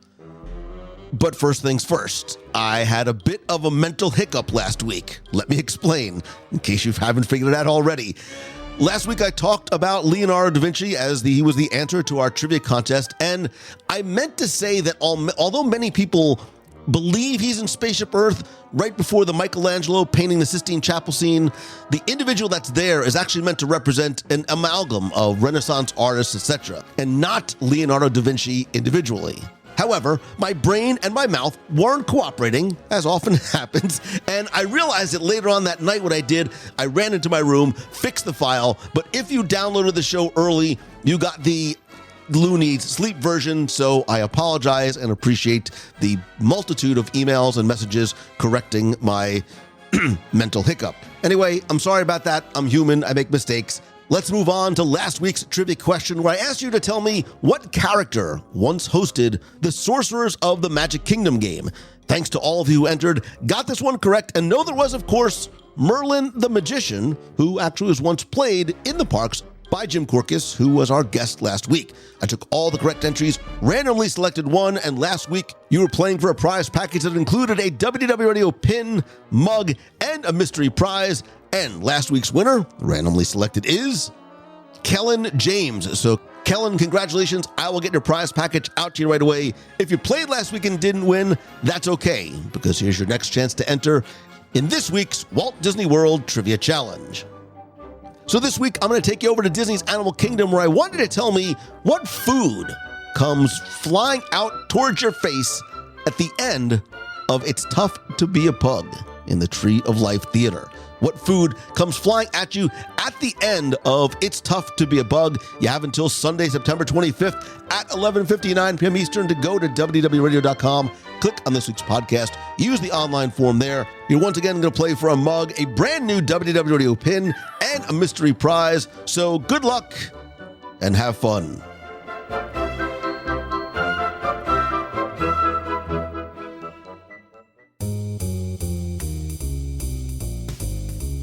That's going to do it for this week's show. Thank you so much for taking the time to tune in this and every week. If you were at Disney's D23 Expo and came by the booth, thank you so much for taking time out of an incredibly packed, busy, and exhausting weekend. If you were able to follow along live, I appreciate you tuning into the booth cam, some of our walkarounds and interviews, and I hope that we were able to bring and convey some of the in-person Expo experience to you wherever you are. I would love to hear your thoughts about Expo, anything that we talked about this week, or anything in the Disney, Marvel, or Star Wars universe. and I invite you to please come be part of the community and conversation in the WDW Radio Clubhouse by visiting wdwradio.com/clubhouse. It is fun, 1,000% family free, incredibly friendly, and a place that hopefully you will call home. You can also connect with me elsewhere on social. I am at Lou Mongello on Instagram, Twitter, Facebook, and LinkedIn. If you have a question you want me to answer on the show, you can email me, lou@wdwradio.com, or call the voicemail with a question or a comment about this week's show or anything at 407-900-9391. That's 407-900-WDW1. Be sure to check our events page at wdwradio.com/events for our next meet of the month, as well as our upcoming events like our Very Merry Time cruise on the Disney Wish this December and our 8-night overnight in Bermuda cruise on the Disney Fantasy this April. And I'll be scheduling our next meet of the month in Walt Disney World very, very soon. Speaking of events, we now have just 5 seats left for my Momentum Weekend Workshop in Walt Disney World, October 22nd and 23rd. I am incredibly excited about the lineup of not just presenters and panelists, but sessions and people that will be in attendance this year. It is a 50-person, 2-day, 1-room interactive workshop to help you turn what you love into what you do and take your business to the next level. I am so excited that Duncan Wardle, the former Vice President of Creativity and Innovation for the entire Walt Disney Company, is coming back to lead an extended workshop. He is a remarkable presenter, and I cannot wait to see him. We have an entire branding boot camp, lessons about productivity, social storytelling, a mobile photo and video workshop, growth, monetization, scaling, repurposing, self-care, dealing with imposter syndrome, live Q&A, networking activities, table talks, and support stations. There were more than 20 sessions with me, an incredible lineup of presenters who, like you, are entrepreneurs or solopreneurs and are walking the walk and will share their experience with you. But we only have 5 seats left for this year's Momentum. So if you are looking to join us at the Hilton Orlando, right across the street from Disney Springs this October, please visit loumongello.com/momentum to learn more and secure your seat. Early bird pricing and discounts are over, but I have a special discount code just for you. The purpose of Momentum is to try and help you. I want to help you get from where you are to where you want to be. I also want to thank you for being my friend, for listening to the show and being part of the community. And that's why I've created a special discount code just for you or someone you know. If you use code podcast100 at checkout, you will save $100 off your weekend ticket. If there's any other questions you have, if there's some sort of help I can give you to help you get there, please reach out to me. Email me, lou@wdwradio.com, and let me know. I promise that if you come, you will not leave with just a notebook full of great ideas, but you will leave with new friendships, new relationships, and real change to your business, your brand, and your life. Again, loumongello.com/momentum. If you like the show, and I hope that you do, all I ask is that you please help spread the word. Tell a friend, share a link to this or your favorite episode on social. And if you can, take just a couple seconds to rate and review the show over in Spotify or Apple Podcasts. I want to thank some recent reviewers like Boo VI, who says it's fascinating and fun. I've been listening since 2008. Wow, thank you. And look forward every week to a new episode that I listen as I run. I always learn something new, and Lou's passion and dedication clearly come through. His guests, interviews, and top 10s-ish will make you smile and feel the Disney magic no matter where you are or what you are doing. Thank you, Boo, and thank you, my friend, today and always, for your friendship, for your support, for listening, for sharing, for being part of the community, and for the gift that you give me of allowing me to share my love for this place, this thing, with you. I hope that in addition to bringing you a little bit of that Disney magic that we love and maybe a smile on your face, that the show inspires you to choose the good and to be the good and be that positive light you want to see in the world. It starts with you, and I promise positivity is contagious. You'll feel better. You make the people around you feel better. It's a ripple effect. It works. I love you. I appreciate you. And I hope that this truly is your best week ever. So until next time, thank you. See ya. Hi, Lou. This is Pat from New Jersey. Just generally want to say thank you for being you. You're just so positive and show some genuine love and enthusiasm for Disney, which is what we listeners all like. We've been listening to your podcast, I guess since since around the time my son was born, which was over 16 years ago now.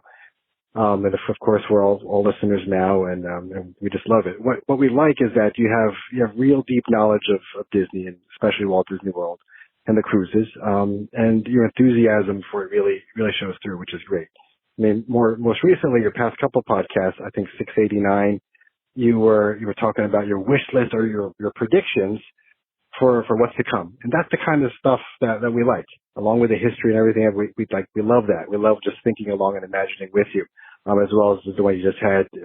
We just listened to now, 690 with Tim Foster, and you're talking about places you like to retheme and everything. So that's the type of thing that we like, and you're really great at it. And every episode is wonderful that way. We had the opportunity to actually meet you. My wife, my son Ethan, and I, my wife Nina, my son Ethan, and I met you on the Wish on the August 1st sailing. We unfortunately weren't part of your group, but we had seen you, and I was kind of shy, but my wife and my son were convinced me to at least go say hi. And you always say nothing beats a handshake and a hug. So we went over, said hi, and Lou, you were just warm and wonderful and welcoming, and it was great. And if every human being could be like that, the world really would be a better place. So thanks again. Keep up the great work, and we'll keep listening. Thanks. Hey, Lou, Jonathan Keith here, living in Horizon West now. Moved here about a year ago to be closer to the parks and loving every minute of it. Again, just listened to your show with Tim about things that you would change in the parks and retire and refurb, and I forgot the name, so forgive me there. But had a little feedback for you. Number one, great show, loved the subject. It was awesome as always. Number two, Tim needs to watch his mouth about Imagination Pavilion. Of course, I'm joking. Tim is fantastic. But as a vacation club owner, I love that lounge. Please don't touch my lounge. You also mentioned the rock and roller coaster, and my wife, aka Mama Bear, and I have had this conversation a couple of times, and we would love to see them retheme the rock and roller coaster as Mr. Toad's Wild Ride. We think that would be a perfect place to make that update and make that change. And then last but not least, and I'll let you go here, you mentioned Tom Sawyer's Island. When you think out in California and California Adventure, you have I think it's the Redwood Adventure Trail. I think that would be a perfect use for something like that, where you did some sort of an adventure trail, get the kids active, kind of like Tom Sawyer Island used to be, and theme it to Up. And I know Up is featured heavily with the Wilderness Explorers in Animal Kingdom, but I think there's enough room and enough area for you to have that there on Tom Sawyer Island. Just my 2 cents. Anyway, thanks again for a great show, great podcast. I always love tuning in every week. And you have a good one, buddy. Thank you. Bye.